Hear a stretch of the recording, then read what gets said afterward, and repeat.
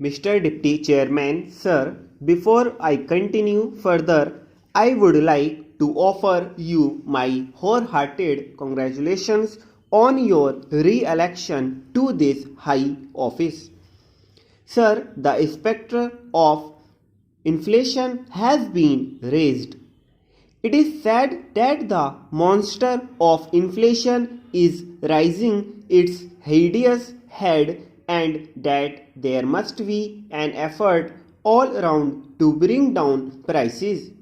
I would like to examine whether there is any justification for rising such a scare and whether there is any inflationary pressure at all on our economy. A false alarm has been raised by our critics to hamper our development expenditure and the development of our economy.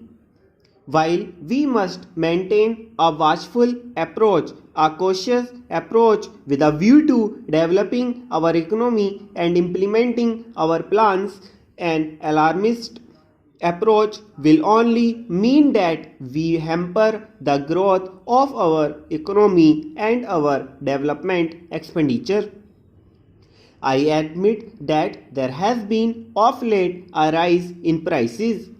Now we have to examine whether this rise in prices is due to inflationary pressures.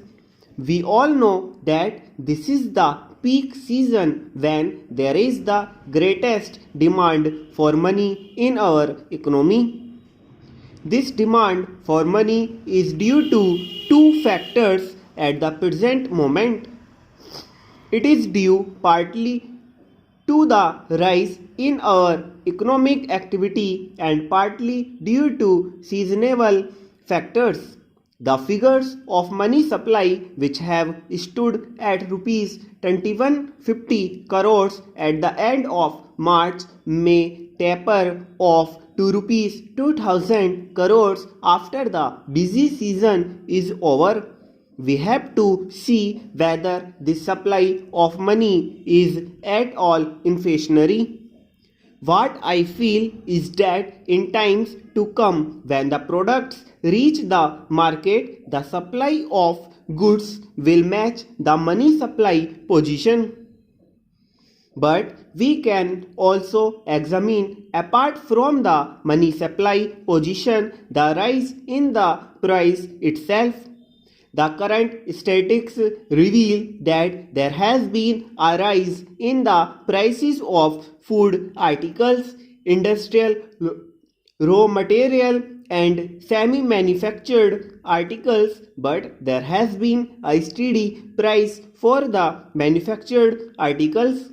Now I am sure the House will agree with me that we must maintain a certain parity in our economy between the agricultural products and the manufactured articles. We should see that our agriculturists do not suffer from our economic policies.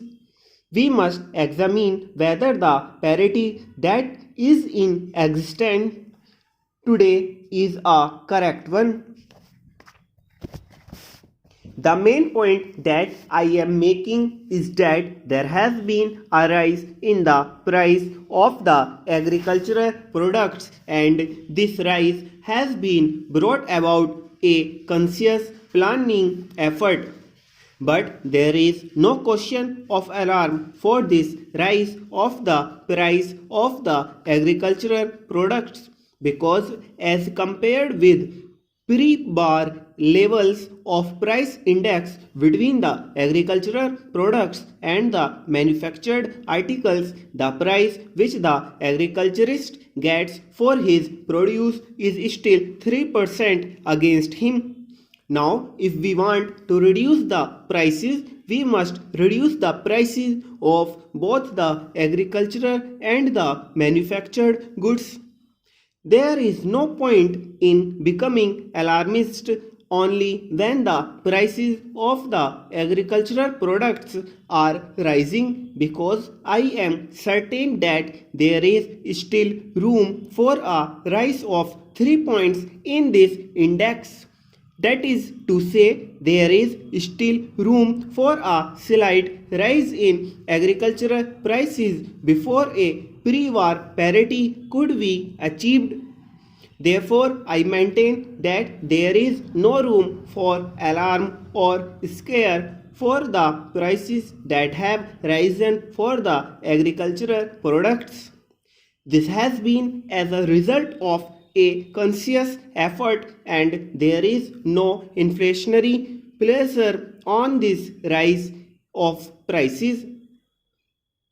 Now, I also maintain that we should keep a watchful eye and we should not be complacent, because it is not my intention to advocate inflation. I merely want that a proper parity should be maintained, and in the name of inflation, we should not curtail our development expenditure in the plan.